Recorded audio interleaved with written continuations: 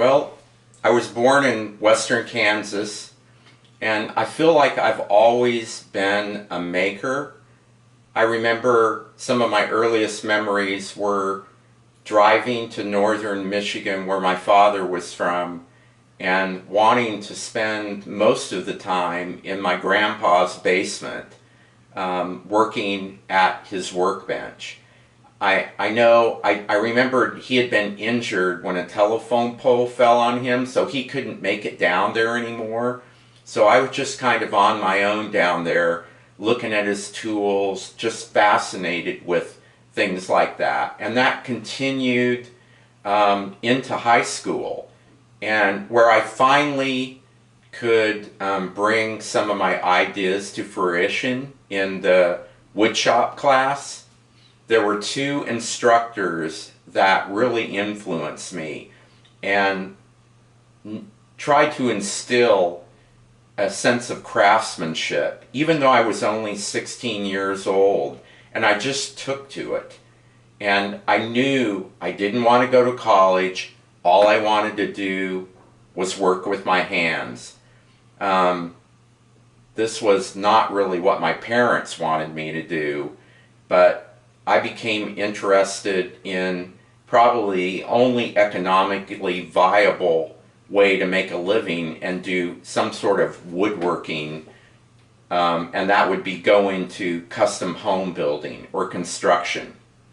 So when I was a senior, I took a vocational technical course, and we learned how to build a house. We built a house over the year, and through that I met my instructor, who the following year actually went out as a contractor. And I worked with him for a number of years building custom homes. But during this time, I had enough money to purchase a home. It had a shop, and I started purchasing power tools so that I could do what I really loved, which was design and build furniture. And back then, we didn't have the internet, and so the way I got my information was through a publication called Fine Woodworking Magazine. And at the back of Fine Woodworking, I found an article or a little ad that Ian Kirby, who was a well-known English cabinet maker, had a school in Bennington, Vermont, and he was offering 1-week intensive workshops. And I went for it. I took my savings and I took 2 1-week workshops. The first one was in hand tools, and the second one was in traditional furniture joinery, like mortise and tenons and dovetails and things like that. And I kind of feel like that was one of the best decisions I've made in my life, because during that 2-week period, I would work there in the evenings, and I got so much out of it. And I figure it saved me 10 years of trial and error. Just having a good teacher and learning those skills, or at least the concepts that I could go home and practice. And I remember so specifically that Ian was so funny and approachable. And one of the last days, I sought him out, sat with him, and had lunch on the back steps of this old mill looking out over a river. And I told him, I really just want to design and build furniture. I probably didn't say design furniture, I probably said make furniture. And the advice that he gave me was, I would recommend that you get a degree in design.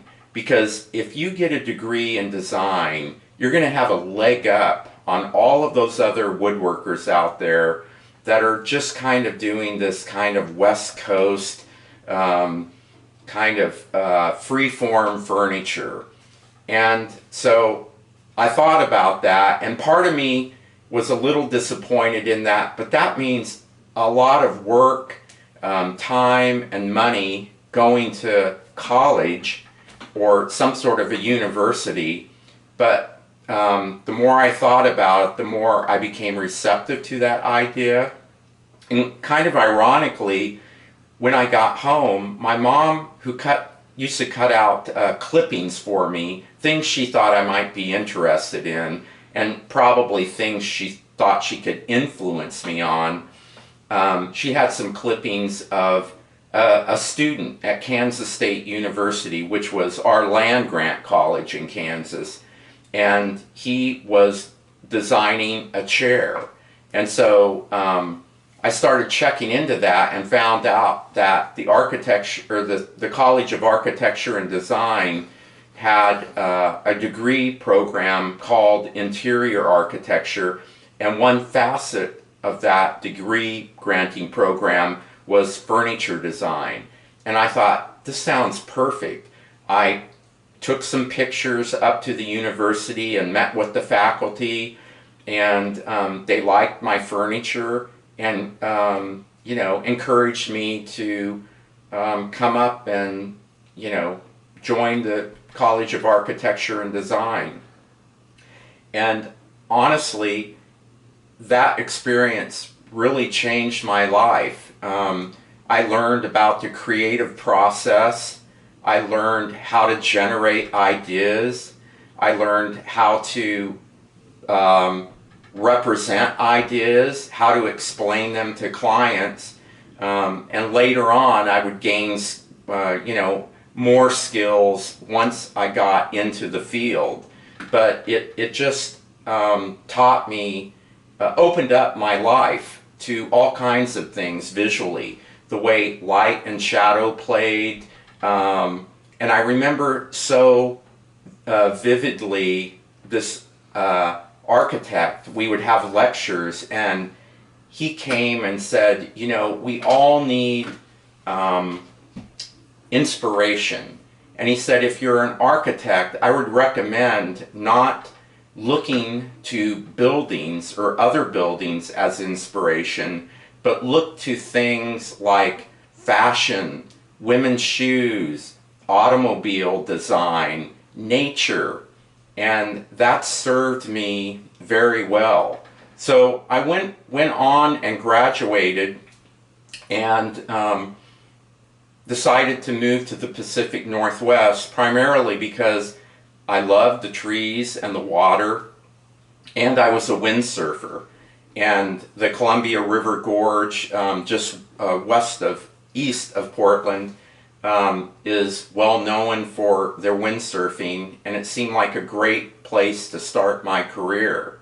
So I came out here and joined a small interior design firm, and I got all kinds of experience. I've worked in corporate design, residential design, things like libraries, yachts, and it's just a fascinating and challenging field to be into.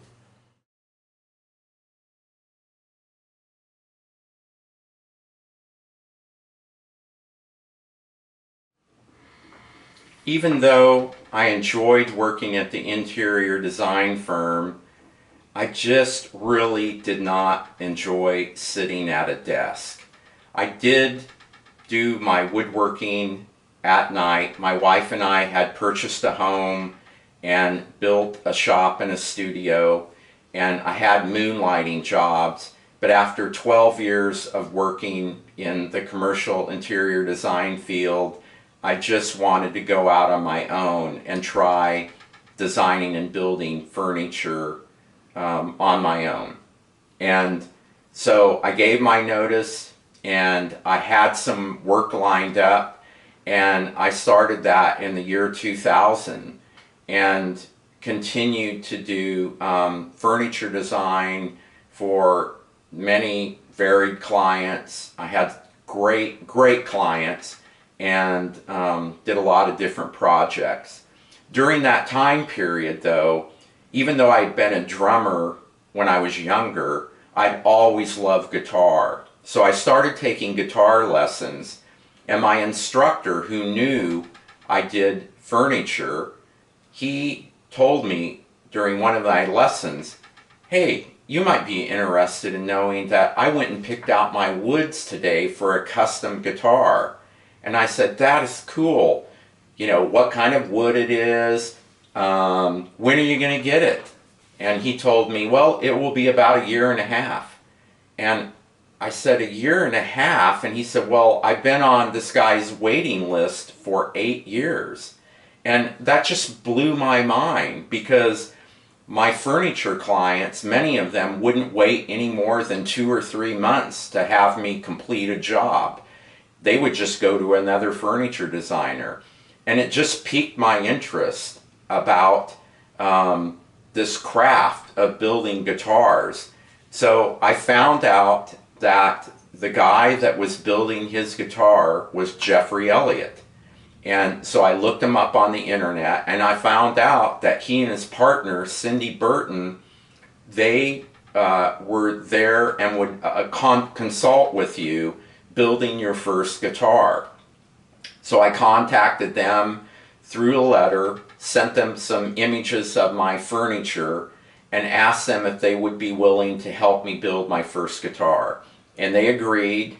And so I didn't really know much about Jeff, and so we built a steel string guitar. That's what I thought I probably wanted, and we really hit it off. They were very encouraging, and I think they felt just happy that I had the skills available to me because of all of my woodworking experience, and all I needed to do was kind of be guided to complete, you know, a successful instrument. So I just got hooked. And the second guitar, after I really found out that Jeff was more well known for his classical guitars, that was the style of guitar I made. And what I really enjoyed about the classical guitar, that it was just, it seemed to me almost pure woodworking. You know, there wasn't any truss rod involved. It was more lightly strung. There was so little tension that the top and the back needed to be very lightly braced in order to use the energy available to project sound. And I just started building one after another. And finally in 2012, I decided to do it full time. And I can't tell you how important it was to have mentors like Jeff and Cindy available to me when I had a problem. And there were many problems in the beginning, as far as pitfalls that can occur to, you know, for anyone who's building guitars for the first time. And they were always there to support me and answer my questions if, you know, if they had experience. And they'd been doing it for so long that it was very rare that they didn't have an answer to my questions.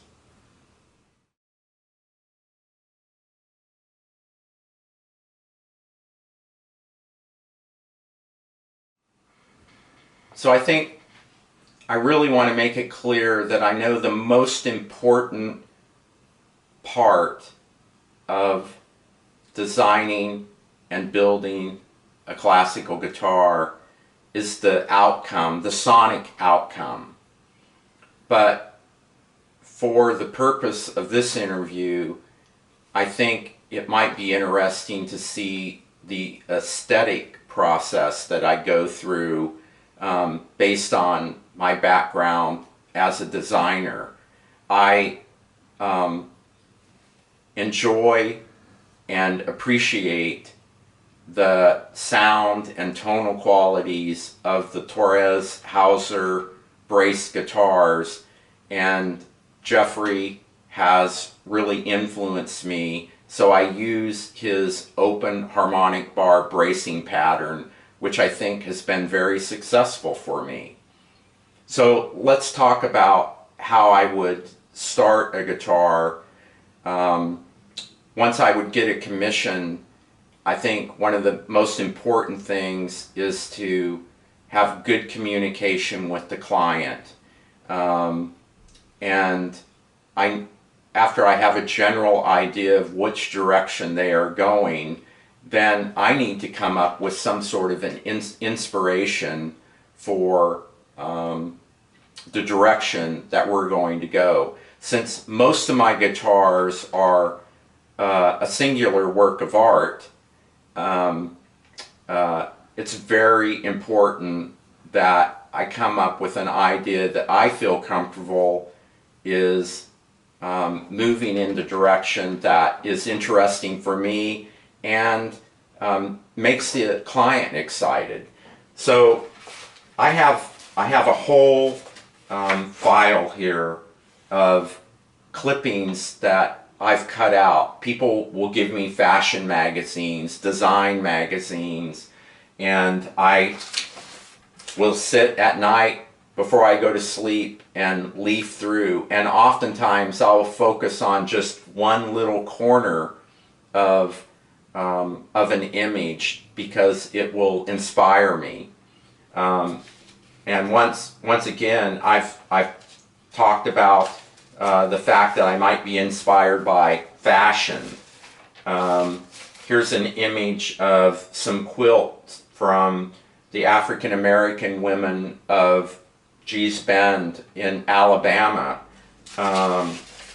Some pottery designs, and also details from furniture. Those oftentimes will give me the inspiration to create a custom rosette that will be specific to one guitar, even though I may have enough of the log left to make a second guitar. And I want to show you a little bit how I might use my computer and a computer-aided design to generate these concepts. So this is an idea for a recent client. It's going to be a European spruce top and European maple back and sides.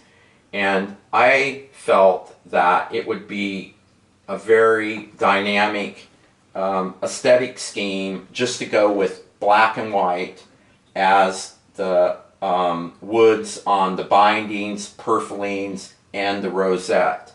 So I went back to some successful designs and I turned the color design into black and white.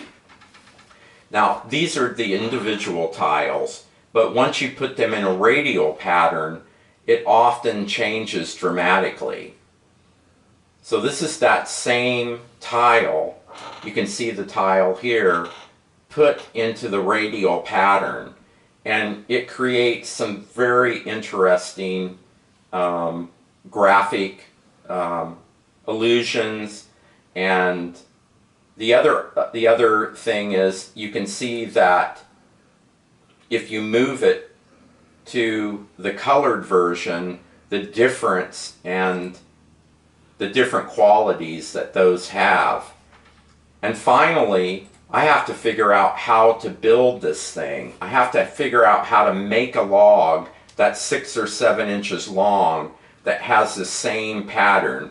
So you can see in this view how I'm going to construct this rosette pattern.